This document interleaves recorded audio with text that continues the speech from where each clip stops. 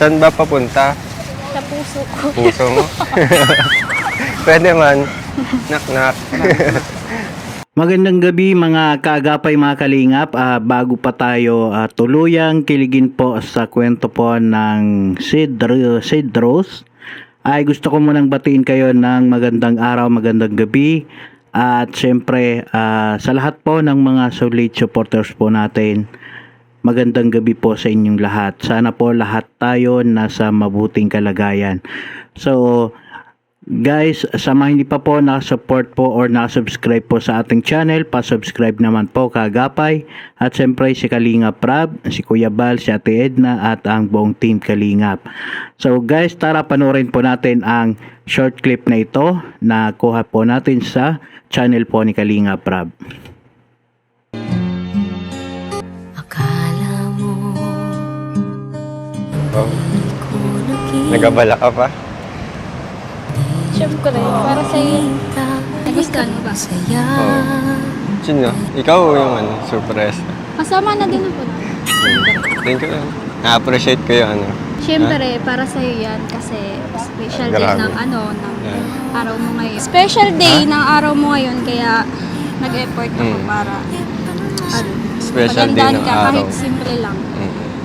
Grabe, special na yung day ko, tapos yung special na tao sa buhay ko. Kasama.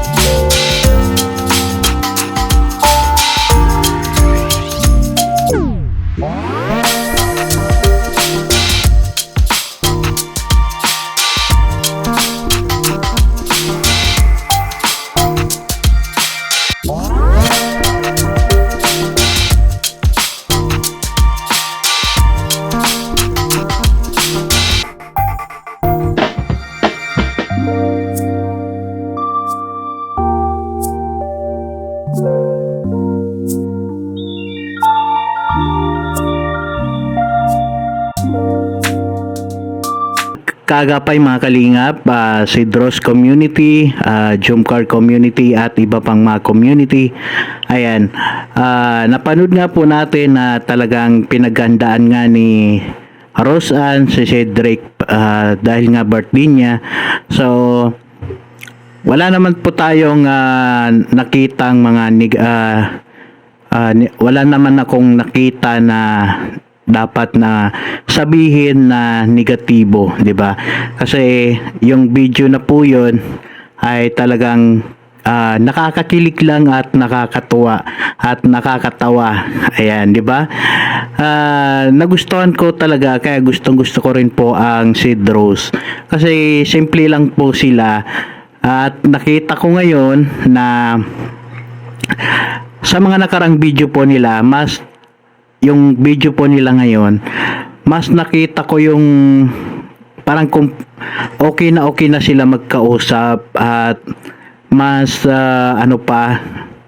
parang comfortable na silang magkasama. Nakikita ko na hindi na talaga kumbaga yung hindi na nahihiya si Roseanne at saka si Cedric, nagbabatuhan na sila ng joke, mga banat po nila, 'di ba? Nakakatuwa at mayroon pong hindi ako sinali diyan sa video, yung dadalhin na doon sa yung piniringan niya, 'di ba? Ang cute noon. Oo. Tapos dala-dala pa nung yung background music na Korean. So parang nakakadala din yung background music po na tugtog na yun, kasi marami din po akong napanood na love story na Korean, ganun din yung kadalasan na tugtog niya. So 'di ba, tamang-tama din sa nila doon sa video. Ang cute lang kasi parang simple lang yung conversation nila, pero may mga banat sila at saka joke. Oo, 'di ba? Nakakatuwa at sana laging may ganito rin, no? Laging may upload. Siyempre, hindi naman tayo makapag-demand agad-agad or araw-arawin kasi nga marami din pong piniblog si Kalinga Prab. Pero at least medyo hindi tayo nag-aantay ng matagal at mayroon na namang kasunod.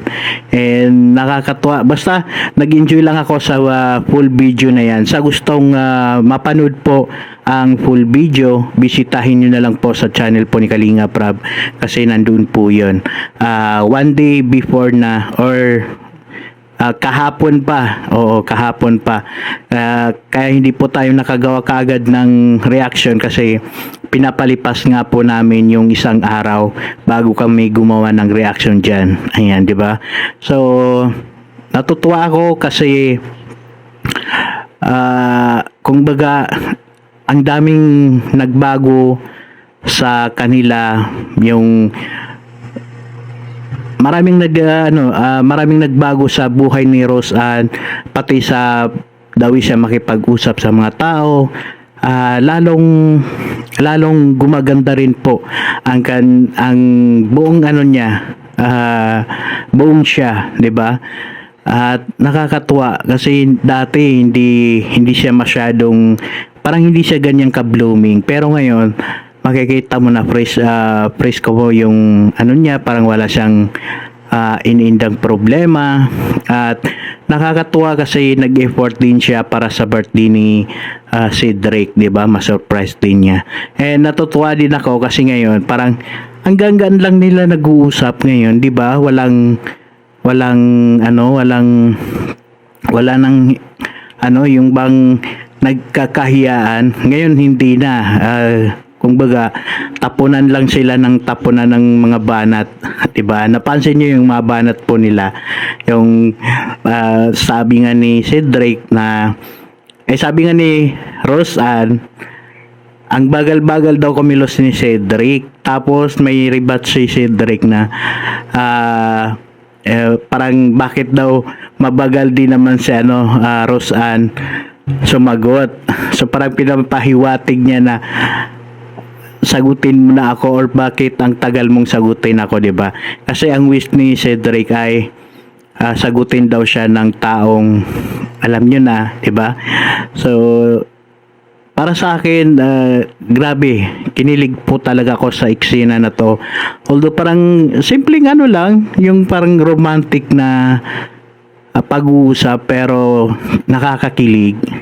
'Di ba? Kasi walang ilangan, hindi na sila naiilang at nakakatuwa din si Rose Ann kasi grabe yung hindi siya nahihiyang alalayan si Cedric nung papunta piniringan niya, 'di ba? So, yun lang, wala akong masabi kundi natutuwa ako at laki ng improvement ng dalawang to. Natutuwa ako kasi lahat, kung baga, pati yung dating buhay ni Rose Ann parang ibang-iba na ngayon, 'di ba? Marami din akong mga nababasa na napansin nga nila yung pagbabago sa mga galaw ni Rose Ann, 'di ba? Yung aura niya, ang dami rin talaga. So dahil din po 'yan sa kung baga dati ang dami niyang pinoproblema, ngayon wala na masyado kasi nakukuha na naman nila, kung baga sobra-sobra pa yung dumadating sa kanila ng mga blessing, 'di ba? May ano na sila, may bahay na, 'di ba? So ang problema lang niya ngayon yung pag-aaral niya, which is yun yung dapat na normal na pinoproblema ng mga kabataan, hindi yung pati yung mga buhay-buhay talaga nila or family problem ay kailangan pang pasanin ng isang bata or ng isang dalaga na problemahin pa. So yun, napakaganda po lahat ng nangyari, and dahil din po yan sa supporters na support natin na pinapakita po natin sa kanila, at syempre kay Kalinga Prab at sa lahat po yan. And nakakatuwa kasi hindi nakakalimot magpasalamat kay God si Rose Ann. So hanggang dito na lang po. Maraming salamat po sa patuloy na sumusuporta. Sana suportahan pa natin ang Sid Rose at syempre ang Jomcar. Ayan, suportahan din po natin. At natutuwa nga po ako kasi yung si Carla at ang Rose Ann or ang Jomcar at Rose Ann, wala akong nakita na kung baga nagbabangayan sila sa comment section. Yung iba pa nga na Jomcar community, sabi nila suportahan din po natin ang Sid Rose kasi nakakatuwa din sila, nakakakilig. So natutuwa ako doon. Ayan, ganyan yung gusto kong nababasa sa mga comment section, hindi yung compare, 'di ba? So yun lang, maraming salamat po and God bless. Thank you po.